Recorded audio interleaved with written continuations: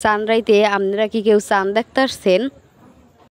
চাঁদ দেখা যাও কার না যাও, সৌদি আরব ঈদ মানে এর পরের দিন বাংলাদেশে ঈদ। সন্ধ্যা হয়েছে পরে শুরু হয়েছে মেহেদি লওয়ার ধুম। ঈদের দিন সকালে এত পরিমাণে কুয়াশা ছিল, আমার মনে হইতেছিল কি সারা দিন মনে হয় অনেক মেঘলা যাবে আর রোদ উঠবে না। সকালবেলা উঠে দেখতে তো খুবই ভালো লাগতেছিল। কি সুন্দর হয়েছে মেহেদির কালার। মেহেদির কালার নাকি সুন্দর হলে জামাইরা বেশি ভালো পায়, এটা কি সত্যি? সকালের খাওয়া দাওয়ার জন্য ছিল গরুর ঘিলু আর ছিল হাঁসের মাংস। খাইয়ে দিয়ে উঠগেই শুরু হয়েছে দুপুরে রান্নার আয়োজন। দুপুরে রান্নার জন্য আয়োজন করা হয়েছিল গরুর মাংস, আরও আয়োজন করা হয়েছিল পোলাও।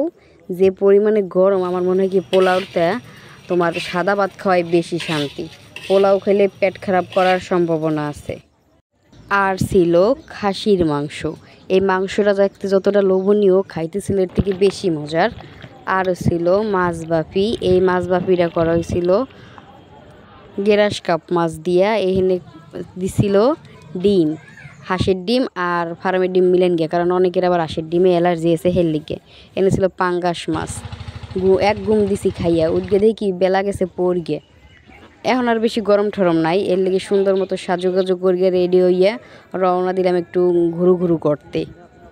গ্রামে আসলে ওইরকম ঘোরার লেগে জায়গা না থাকলেও আশেপাশের পরিবেশটা অনেক সুন্দর।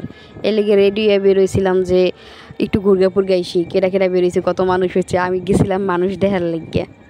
গ্রামের রাস্তা এত বেশি সুন্দর, শহরের অনেক সুন্দর সুন্দর ঘোরার জায়গার থেকে গ্রামের রাস্তাঘাট আরও বেশি সুন্দর, আরও আকর্ষণীয়। সোজা একটা ভ্যান লইয়ে চলে গেছিলাম বাজারে। এই বাজারটা এমনিই অনেক বড়, সবসময় লোকের অনেক আমগমি থাকে। ঈদের কারণে এই বাজারটা মনে হয় কি আরও দ্বিগুণ লোক আর আমগামি বাড়িয়ে গেছে। ভাবলাম যখন একটু বাইরেছি তাহলে ফুচকার চটপটি খাইয়ে আসা যাক। এই উদ্দেশ্যেই হেদিক রওনা দিলাম।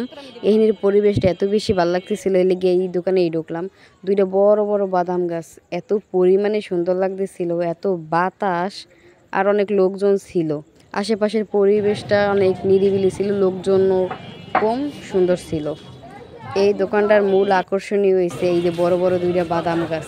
কতক্ষণ অপেক্ষা করার পর আমরা আমাকে খাবার পাইয়ে গেছিলাম, ছিল চটপটি আর ফুচকা। যদিও ফুচকার টকটা মোটেই মজা ছিল না, তারপরও খাওয়া দাওয়া শেষ করে গিয়ে আমরা চলে গেলাম একটা রিক্সায় চড়িয়ে সোজা বাড়ির উদ্দেশ্যে রওনা দিলাম। ঘুরতে যাওয়ার ওইরকম জায়গা না থাকার কারণেই আমরা বিকেলে বেরোইছি, আবার সন্ধ্যার সময় চারিপাশে সুন্দর পরিবেশ উপভোগ করতে করতে বাড়ি চলে গেছিলাম। সবার ঈদ কেমন কাটলো? আমার তো আলহামদুলিল্লাহ।